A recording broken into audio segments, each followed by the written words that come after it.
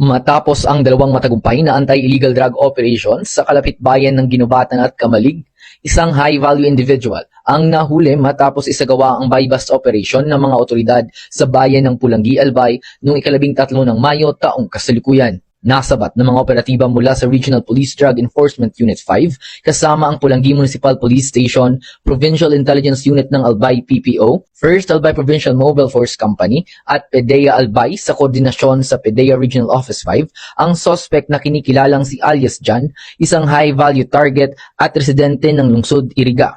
Matapos na makabili ang isang poser buyer ng illegal na droga mula sa suspect. Kasabay nito ang pagkakumpiska ng halos 1.7 milyong piso na halaga ng shabu.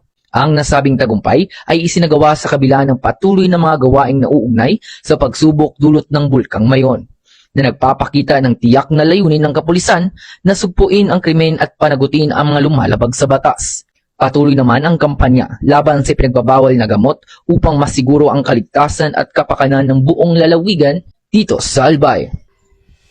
Mula dito sa Albay Police Provincial Office, ako po si Patrolman Corby Flores, nag-uulat para sa Police News Network, bagong PNP para sa bagong Pilipinas, serbisyong mabilis, tapat at nararamdaman.